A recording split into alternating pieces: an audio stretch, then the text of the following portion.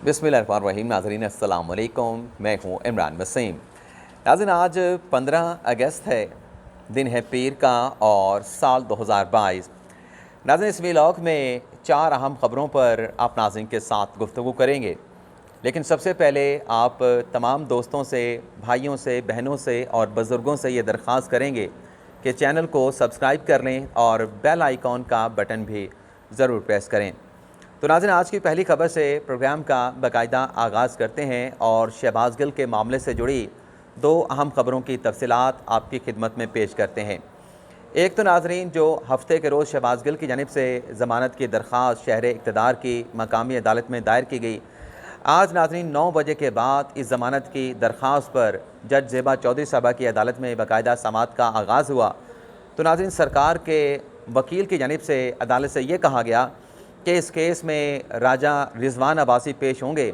लेकिन वो इस वक्त जो है इस्लामाबाद हाई कोर्ट में मसरूफ़ हैं, तो लिहाजा इस केस की समाअत को कुछ देर के लिए मुलतवी कर दिया जाए।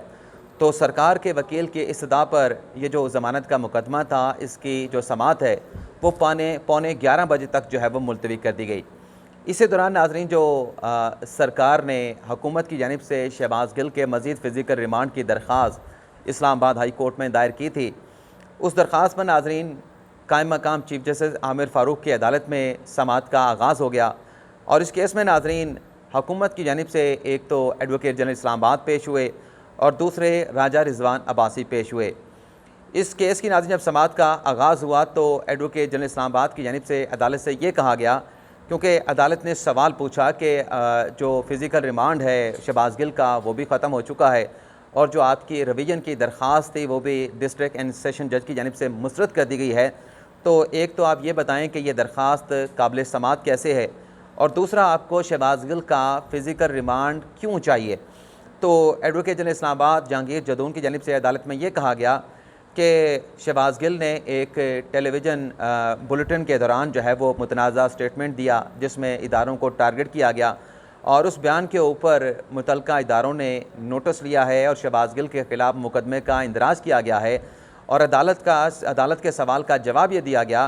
कि जो मज़ीद फ़िज़िकल रिमांड की इस्तदा मुस्तरद की गई है, दरअसल पुलिस जो है शहबाज गिल से मज़ीद तफ्तीश करना चाहती है। उनका जो लैपटॉप है और उनका जो मोबाइल फ़ोन है वो भी रिकवर होना बाकी है, मज़ीद इंक्वायरी जो है वो मुकम्मल होना बाकी है। तो लिहाजा इसलिए शहबाज गिल का मज़ीद जो है वो फ़िज़िकल रिमांड चाहिए। इसी तरीके नाज़रीन, जो दरख्वास्त के काबिल समाअत होने पर जज साहब ने सवाल पूछा कि डिस्ट्रिक्ट एंड सेशन जज ने रिवीजन की दरख्वास्त मुस्तरद कर दी, तो ये जो रिट पटिशन हाई कोर्ट में दायर की गई है ये कैसे काबिल पज़ीराई है। तो इस पर जो राजा रिजवान अब्बासी अदालत में पेश हुए, उनकी जानिब से मुख्तलिफ़ अदालती फ़ैसलों का हवाला दिया गया और उन्होंने भी अदालत से ये दरख्वास्त की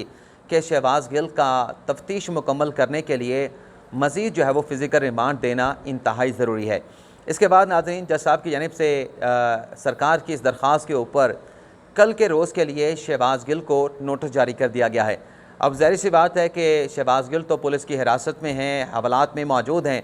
तो कल इस केस में शहबाज गिल की जो लीगल टीम है, जिसमें फैसल चौधरी हैं, जिसमें अली बुखारी हैं, नियाज़ुल्लाह नियाज़ी हैं, तो कल वो इस्लामाबाद हाई कोर्ट में पेश हो के इस केस में शहबाज गिल का दिफा करेंगे कि क्यों इस केस में शहबाज गिल का मज़ीद फ़िज़िकल रिमांड जो है वो ना दिया जाए। अब कल इस केस की समाअत होना है, लेकिन इस केस की नाज़रीन समाअत के बाद शहबाज गिल को नोटिस जारी होने के बाद जो लोअर कोर्ट में शहबाज गिल की ज़मानत का केस था, उस पर भी नाज़रीन समाअत का आगाज़ हुआ और वहाँ पे राजा रिजवान अब्बासी पेश हुए। और जब वो पेश हुए तो अदालत की जानिब से जज ज़ेबा चौधरी की जानिब से फ्री कैंड से कहा गया कि दरख्वास्त पर दलाइल का आगाज़ करें। तो राजा रिजवान अब्बासी ने कह दिया कि आप परसों तक इस केस की समाअत को मुलतवी कर दें। इस्लामाबाद हाई कोर्ट में ये केस पेंडिंग है, शहबाज गिल के मज़ीद फ़िज़िकल रिमांड के हवाले से उसमें नोटिस भी जारी हो चुका है। तो बजाय इसके कि आज ज़मानत की दरख्वास्त का फ़ैसला करें, आप हाई कोर्ट के फ़ैसले तक जो है इस मामले को पेंडिंग में रख दें। लेकिन नाज़रीन, शहबाज गिल के वकला की जानिब से ये कहा गया कि ये जो सरकार के वकला हैं, हुकूमत के वकला हैं, वो इस मामले को लटकाना चाहते हैं। तो जज ज़ेबा चौधरी की जानिब से सरकार से और पुलिस से ये सवाल पूछा गया कि इस केस का जो रिकॉर्ड है वो कहाँ पे है, क्या आप रिकॉर्ड लेके आए हैं। तो सरकार की जानिब से अदालत को ये बताया गया कि जो रिकॉर्ड है इस केस में, जो अब तक तफ्तीश की गई है, तहकीकात की गई है, इंक्वायरी की गई है, वो भी इस्लामाबाद हाई कोर्ट में जमा करवा दिया गया है। तो शहबाज गिल के जो वकला थे वो दलाइल देने के लिए तैयार नहीं थे और शहबाज गिल के वकला की जानिब से ये कहा गया कि आप पुलिस का रिकॉर्ड मंगवा लें, जैसे पुलिस का रिकॉर्ड आएगा तो हम दलाइल देने के लिए जो है वो तैयार हैं, दलाल हम ज़रूर देंगे, लेकिन सबसे पहले पुलिस का रिकॉर्ड तो अदालत के सामने आना चाहिए। तो इसके बाद जो केस की समाअत है, ज़मानत का जो मुकदमा है शहबाज गिल का, उस पर नाज़रीन 2 बजे तक समाअत जो है वो मुलतवी कर दी गई है। लेकिन बज़ाहिर ऐसा लग रहा है कि ये मामला जो ज़मानत की दरख्वास्त है ये कल तक जाएगा, क्योंकि इस्लामाबाद हाई कोर्ट ने भी शहबाज गिल को कल तक के लिए जो है वो नोटिस जारी कर दिया गया है। दूसरी नाज़रीन, जो अताउल्लाह तारड़ के घर पंजाब पुलिस की जानिब से छापा मारा गया, रेड किया गया और एक नोटिस भी उन्हें सर्व किया गया, तो लगता यह है कि वज़ीर आज़म के मामले ख़ुसूसी अताउल्लाह तारड़ को भी अपनी गिरफ़्तारी का ख़दशा है, ख़तरा है। तो आज उन्होंने इसी गिरफ़्तारी के ख़दशे की बुनियाद पर इस्लामाबाद हाई कोर्ट में एक रिट पटिशन दायर की है, जिसमें एक तो अताउल्लाह तारड़ के जो वकील हैं एहतशाम मलिक, उनका ये कहना है कि अताउल्लाह तारड़ के ख़िलाफ़ जो मुकदमा दर्ज किया गया है वो मुकम्मल तौर पे एक झूठा मुकदमा है, एक बोगस मुकदमा दर्ज किया गया है और बदनीयती की बुनियाद पे FIR दर्ज की गई है। और अदालत के सामने उन्होंने ये नुक्ता रखा, अपनी दरख्वास्त में उन्होंने अदालत के सामने ये नुक्ता रखा है कि अताउल्लाह तारड़ जो भी मुकदमा है, झूठा है सच्चा है, उस की तफ्तीश को ज्वाइन करना चाहते हैं और ज़मानत के लिए मुतलका फ़ोरम से भी रिजू करना चाहते हैं। लेकिन इस बात का ख़दशा मौजूद है कि जैसे मुतलका फ़ोरम पे या तफ्तीश को ज्वाइन करने के लिए अताउल्लाह तारड़ पेश होंगे तो एक तो उन्हें गिरफ़्तार कर लिया जाएगा और पुलिस की जानिब से अताउल्लाह तारड़ की तज़लील की जाएगी, उनकी तौहीन की जाएगी। तो अदालत से कहा गया है कि आर्टिकल 10A के मुताबिक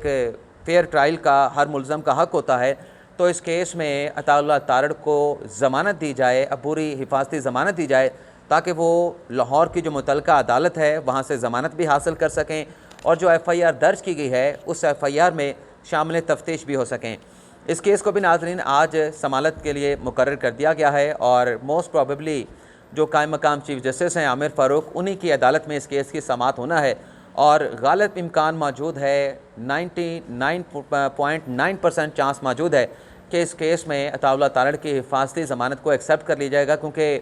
इस तरह के जब भी केसेस किसी भी अदालत में दायर होते हैं, हाई कोर्ट में दायर होते हैं, तो मुल्ज़म को हिफाजती ज़मानत जो है वो ग्रांट कर दी जाती है, इसी यकीन दहानी के ऊपर कि वो शामिल तफ्तीश भी हो जाएंगे और मुतलका फ़ोरम के सामने ज़मानत के लिए जो है वो रजू भी कर लेंगे। अब जो तीसरी खबर है नाज़रीन, एक तो नाज़रीन ये है कि जस्टिस सजाद अली शाह रिटायर्ड हो गए हैं, जुडिशल कमीशन के वो रुकन थे, 13 अगस्त को वो रिटायर हुए और उनके रिटायरमेंट के बाद नाज़रीन अब जस्टिस मंसूर अली शाह जो है वो जुडिशल कमीशन के रुकन बन गए हैं। यानी अब भी जब भी जुडिशल कमीशन का जजेस की तैनातों के हवाले से, चाहे वो हाई कोर्ट्स में जजेस की तैनातियाँ हों, चाहे वो सुप्रीम कोर्ट में जजेस की एलिवेशन हो, जब भी जुडिशल कमीशन का इजलास होगा तो जस्टिस मंसूर अली शाह पहली मरतबा जुडिशल कमीशन के इजलास में शरीक होंगे। दूसरा नाज़रीन, इस डेवलपमेंट के साथ साथ पैरेलल डेवलपमेंट ये हुई है कि जैसे जुडिशल कमीशन का 28 जुलाई को इजलास हुआ और उसमें जो 5 नाम जो चीफ जस्टिस ने नामज़द किए थे, रिकमेंड किए थे, वो मुस्तरद हो गए। तो अब नाज़रीन ये ख़बर सामने आ रही है कि एक जुडिशल कमीशन के एक और रुकन की जानिब से भी एक नया ख़त जो है वो चीफ जस्टिस उमर अता बंदियाल को लिख दिया गया है। ये ख़त नाज़रीन लिखा गया है जो पाकिस्तान बार काउंसिल के नुमाइंदा हैं एडवोकेट अख्तर हुसैन, उनकी जानिब से यह ख़त लिखा गया है और ये दूसरा ख़त है जो जुडिशल कमीशन के सरबरा जस्टिस उमर अता बंदियाल को एडवोकेट अख्तर हुसैन की जानिब से लिखा गया है। इससे पहले जो ख़त लिखा गया था जो जुडिशल कमीशन में जजेस की तैनातियों के मामले पे एक तनाज़ा पैदा हुआ था, उस मामले पे लिखा गया था। अब ये जो नाज़रीन दूसरा ख़त लिखा गया है, इसमें advocate Akhtar Hussain judicial commission से ये कह रहे हैं, जुडिशल कमीशन के सरबरा जस्टिस उमर अता बंदियाल से ये कह रहे हैं कि सुप्रीम कोर्ट में जो एक तकसीम नज़र आती है जजेस की तैनातियों के मामले पर, ये जो तकसीम है ये कौमी मफाद में भी नहीं है और अदलिया के मफाद में भी नहीं है और जितना जल्दी हो सके जो जजेस की असामियाँ खाली हैं, चाहे वो हाई कोर्ट्स में खाली हैं, चाहे वो सुप्रीम कोर्ट में खाली हैं, इन खाली जो वेकेंट सीट हैं इनके ऊपर जजेस की तैनातियाँ जो है वो जल्द जल्द की जा सकें। अब नाज़रीन यहाँ पे एक और चीज़ भी आपके साथ हम शेयर कर लें कि जब चीफ जस्टिस उमर अता बंदियाल ने हल्फ उठाया था, चीफ जस्टिस ऑफ पाकिस्तान बने थे, तो उस वक्त नाज़रीन जो सुप्रीम कोर्ट में ज़ेर इल्तवा मुकदमात की तादाद थी वो तकरीबन कोई 55,000 को टच कर रही थी। लेकिन जैसे ही चीफ जस्टिस ने मनसब संभाला और उनकी जानिब से जो भी इदारे के अंदर रिफॉर्म्स की गई, चीज़ों को स्ट्रीमलाइन किया गया, उसके नतीजे में नाज़रीन जो 55,000 की तादाद है ये कम होकर तकरीबन कोई 50-51 हज़ार पे आ चुकी है। और ये भी नज़र आ रहा है कि जिस तरीके से सुप्रीम कोर्ट में मुकदमात की जो है वो मैनेजमेंट की जा रही है, उनकी फिक्सेशन की जा रही है, तो अगर सुप्रीम कोर्ट में 5 जजेस की जो सीटें वेकेंट हैं उन पर तैनातियाँ होती हैं तो ये जो बैकलॉग है ज़ेर इल्तवा मुकदमात की तादाद है इसमें मज़ीद भी जो है वो कमी देखने को मिलेगी। अब हमारी आखिरी खबर कि खान साहब के पास 2 ट्रम्प कार्ड बाकी रह गए और 4 खान साहब के पास कार्ड थे, 2 कार्ड खान साहब ने खुद सरेंडर कर दिए। अब खान साहब के साथ हाथ हुआ है, क्या हुआ है, तो बाकी खान साहब के पास कौन से 2 ट्रम्प कार्ड बचे हैं और कौन से 2 कार्ड जो है खान साहब ने खुद ही सरेंडर कर दिए हैं, इस खबर की डिटेल आपके साथ हम शुरू करते हैं।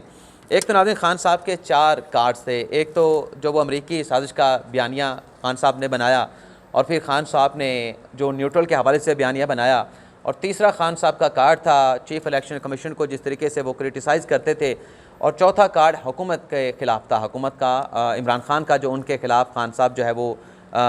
स्टेटमेंट देते थे, क्रिटिसाइज़ करते थे। अब नाज़रीन लाहौर के जलसे में ये देखा गया कि एक तो जो अमरीकी साजिश वाला ट्रम्प कार्ड है उसे भी खान साहब ने एक तरीके से सरेंडर कर दिया, क्योंकि खान साहब ये कहते हैं कि मैं तो अमेरिका के साथ दुश्मनी नहीं, अमेरिका की ग़ुलामी नहीं, बल्कि अमेरिका के साथ दोस्ती चाहता हूँ।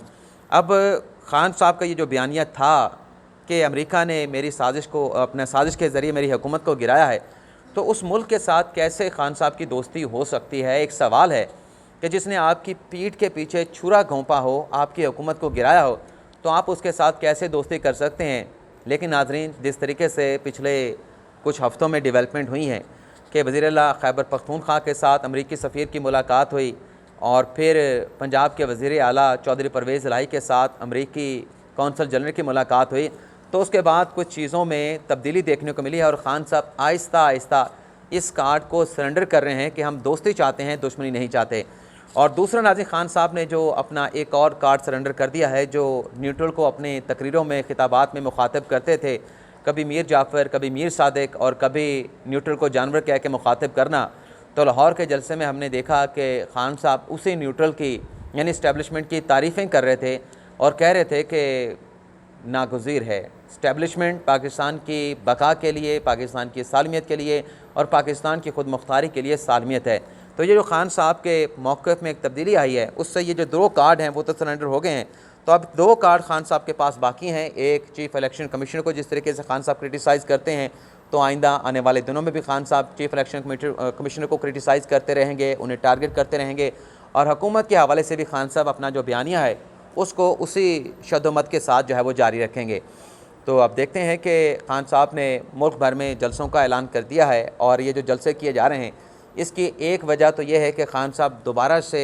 अवाम के अंदर अवाम को मोबिलाइज़ करना चाहते हैं, तहरीक-ए-इंसाफ को अवाम में दोबारा से जो है वो पॉपुलर करना चाहते हैं, क्योंकि जो अभी चीज़ें चल रही हैं उसके तनाज़ुर में जो पॉपुलैरिटी है उसमें कुछ थोड़ी सी जो है वो सेटबैक देखने को मिल रहा है। और दूसरी जो चीज़ है कि खान साहब ने 9 हलकों में इलेक्शन लड़ना है, तो 9 हलकों की कैंपेन भी खान साहब ने चलानी है, तो उस कैंपेन को चलाने के लिए भी ये जलसे जुलूस करना खान साहब के लिए नागुज़ीर थे, क्योंकि जब इलेक्शन में जाना है तो फिर जलसे भी करने हैं, आवाम से वोट भी मांगने हैं। लेकिन फिर सवाल ये पैदा होता है कि अगर 9 हलकों से खान साहब जीत जाएंगे, एक हलके की नशिस्त खान साहब अपने पास रखेंगे, तो क्या उस हलके से जीतने के बाद खान साहब कौमी असम्बली में वापस जाएंगे, नहीं जाएंगे, ये सवाल हमारा भी है। और जिन हलकों से खान साहब ज़िमनी इलेक्शन लड़ रहे हैं, उन हलकों के जो आवाम हैं, जो वोटर हैं, उनके ज़हनों में भी ये सवाल जो है वो ज़रूर गर्दिश कर रहा होगा जब वो वोट डालने के लिए जाएंगे। तो ये नाज़रीन आज का हमारा प्रोग्राम, आपसे इजाज़त चाहते हैं। अल्लाह ताला हम सब का हामी नासिर हो, दुआ में याद रखिएगा। अल्लाह हाफ़िज़।